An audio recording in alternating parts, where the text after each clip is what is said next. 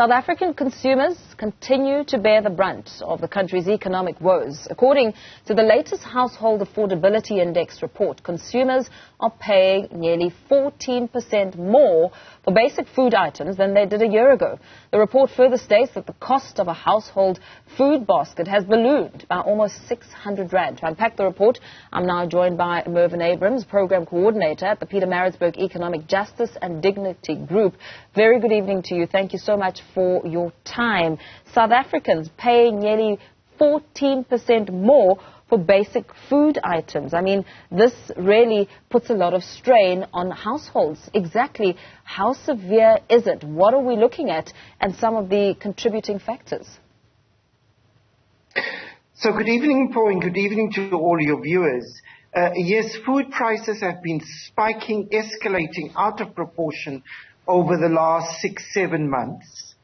And as you correctly said, that our basket of food, which consists of 44 very basic foods, foods like maize meal, rice, potatoes, onions, chicken, margarine, cooking oil, bread, jam, just the basics that most South African households would purchase on a monthly basis, that basket has increased by almost 14% and now stands at 4,805 rand.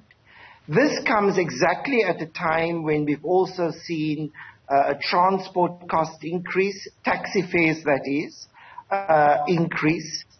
We've also seen almost a 10% increase on electricity costs this year. We have also seen increases in debt servicing charges. And all of these are having an impact on households in the extent that there is less and less money available to purchase food, while the prices of very basic foods continue to increase, even as these commodity prices and the global fuel price is already coming down. And that is extremely worrying. The Reserve Bank also increased the repo rate to 75 basis points, arguing that it will bring down food inflation. But there are some loopholes here when it comes to the food value chain system.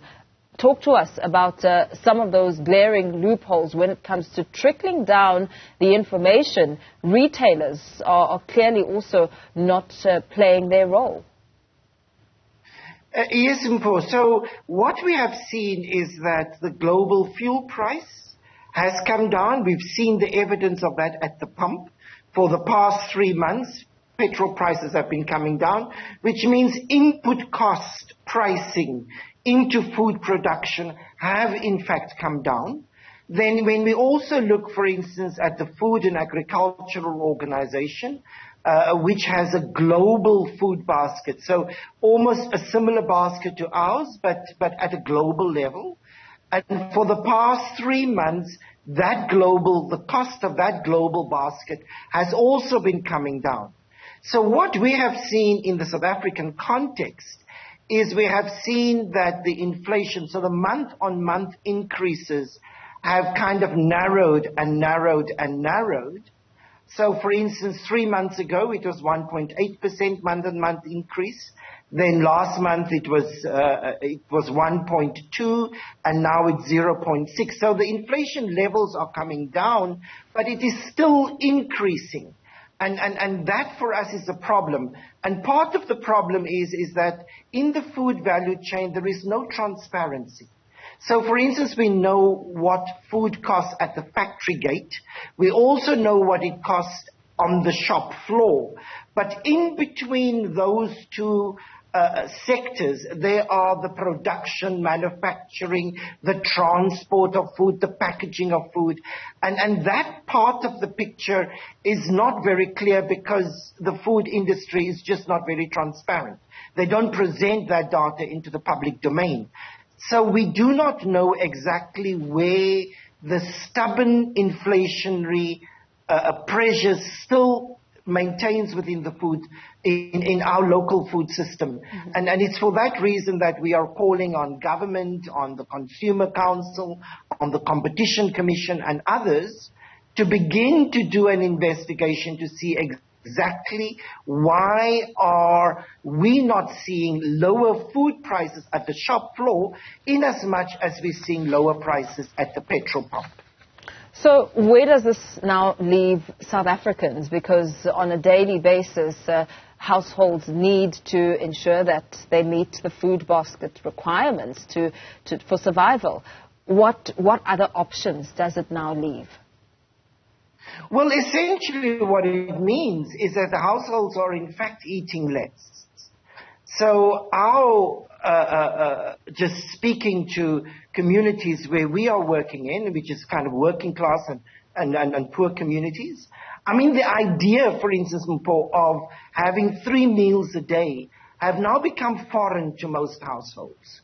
They have 1 meal a day.